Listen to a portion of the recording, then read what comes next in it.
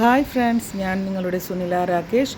ഇന്ന് ഞാൻ എൻ്റെ ഫ്രണ്ട്സിനോട് പറയാൻ പോകുന്നത് ഓംകാലേശ്വർ മന്ദിറിൻ്റെ വേറെ സ്റ്റോറിയാണ് കേട്ടോ. ഞാൻ പറഞ്ഞിരുന്നു എനിക്ക് ഒരു 3 സ്റ്റോറി അറിയാം ഈ അമ്പലത്തിനെ പറ്റിയിട്ടെന്ന്. വേറെ സ്റ്റോറി ആർക്കെങ്കിലും അറിയാമെന്ന് വെച്ചാൽ ഇതിൽ കമൻ്റായിട്ട് ഇട്ടോളോ. അപ്പോൾ ഞാൻ ഇന്ന് പറയാൻ പോകുന്നത് വിന്ധ്യാചൽ പർവ്വതത്തിനെ പറ്റിയിട്ടാണ്. അപ്പോൾ ഈ അമ്പലം ഇരിക്കുന്ന ഈ മലയ്ക്ക് 2-3 പേരുണ്ട്. അത് ഒന്ന് എന്താണെന്ന് വെച്ചിട്ടുണ്ടെങ്കിൽ ശിവപുരി ദ്വീപ്, പിന്നെ മാന്താത ദ്വീപ്, പിന്നെ ഓംപുരി ദ്വീപ്. ഇങ്ങനെ 2-3 പേരുണ്ട് കേട്ടോ. അപ്പോൾ ഞാൻ കഥയിലേക്ക് കടക്കാം. ഞങ്ങളിത് അമ്പലത്തിലേക്ക് കടക്കണത് ഇത് മുന്നിട്ടുണ്ടായിരുന്നു, പബ്ലിക്ക് കണ്ട താഴത്തൊരു അമ്പലമുണ്ട്, അതിൻ്റെ മുകളിൽ കാണുന്നതാണ്. ഞങ്ങൾ ചെന്ന നേരത്തെ എന്തോ ഒരു പൂജ താഴത്തേക്ക് പോകണ്ടായിരുന്നു, അതാണ് ആ സൈഡിൽ കൂടെ കാണുന്നത്. നമ്മൾ തിരിച്ചിറങ്ങണ ഒരു ഇതാണ് രഥത്തിൽ എന്തോ കൊണ്ടുപോകണ്ടായിരുന്നു ഭഗവാന്റെ ഇത്. അപ്പോൾ ഞാൻ കഥയിലേക്ക് വരാം. എന്തായാലും നാരദമുനി ലോക ഭ്രമണം കഴിഞ്ഞിട്ട് വിന്ധ്യാപർവ്വതത്തിൻ്റെ അടുത്ത് വന്നപ്പോൾ വിന്ധ്യാപർവ്വതം പറഞ്ഞു, ഞാൻ സർവ്വഗുണസമ്പന്നനാണ്, എൻ്റെ കയ്യിൽ എല്ലാം ഉണ്ട്. ഇത് കേട്ട് മുനിക്ക് എന്താ പറയുക, പുച്ഛം തോന്നിയിട്ടാണ്. അപ്പോൾ അദ്ദേഹം പറഞ്ഞു, ഇങ്ങനെ ദീർഘനിശ്വാസം വലിച്ചു വിട്ടു. അത് കണ്ടപ്പോൾ വിന്ധ്യാചൽ പർവ്വതത്തിന് മനസ്സിലായി ഇതിലെന്തോ പന്തികേടുണ്ടെന്ന്. അപ്പോൾ അദ്ദേഹം ചോദിച്ചു, എനിക്ക് എന്ത് കുറവാണ് മുനി കണ്ടെത്തുന്നത്? അത് കേട്ട് നാരദമുനി പറഞ്ഞു, നിൻ്റെ കയ്യിൽ ഒരു കുറവുമില്ല, പക്ഷേ സുമേരു പർവ്വതത്തിന് നിന്നേക്കാൾ ഉയരണ്ട്.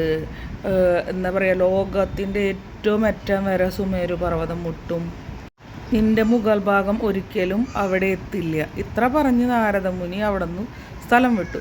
നാരദമുനിയുടെ പൊതുവായുള്ള സ്വഭാവം എല്ലാവർക്കും അറിയുന്നതാണല്ലോ.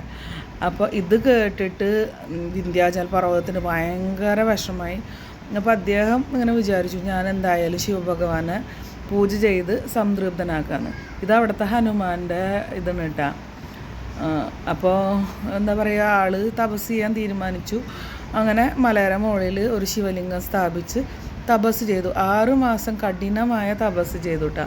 ആ കഠിനമായ തപസ്സിൽ നമ്മുടെ ശിവഭഗവാൻ സംതൃപ്തനായി. അപ്പോൾ ശിവഭഗവാൻ പ്രത്യക്ഷപ്പെട്ടിട്ട് ചോദിച്ചു, എൻ്റെ ഭക്തന് എന്ത് വരാണ് വേണ്ടതെന്ന്.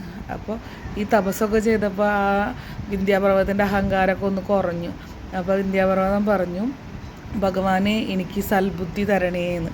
ഞങ്ങളവിടെ ചെന്ന നേരത്തെ ഒരു സന്യാസി അവിടെ ഉണ്ടായിരുന്നു കേട്ടോ. കുറേ സന്യാസിമാർ അവിടെ ഇവിടെയൊക്കെ കണ്ടു, പക്ഷേ ആൾ കുറച്ചും കൂടി ഒരു ഇതായിട്ട് കണ്ട കാരണം ഞാൻ ആളുടെ ഫോട്ടോ എടുത്തത്.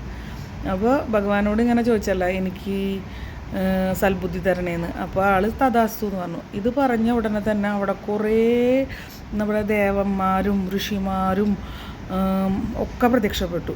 അങ്ങനെ എല്ലാവരും കൂടി നമ്മുടെ ശിവഭഗവാനോട് അഭ്യർത്ഥിച്ചു, ഭഗവാനെ അങ്ങ് ഇനി സ്ഥിരമായിട്ട് ഈ മലയുടെ മുകളിൽ തന്നെ ഉണ്ടാവണമെന്ന്. അങ്ങനെ ഇവരുടെ എല്ലാവരുടെയും റിക്വസ്റ്റ് കേട്ട് ശിവഭഗവാനും തോന്നി, ശരി ഞാനിവിടെ ഇരിക്കാം. അങ്ങനെ ശിവഭഗവാൻ അന്ന് മുതൽ ഈ മലയുടെ മുകളിൽ ഇരുന്നു എന്നാണ് പറയുന്നത്.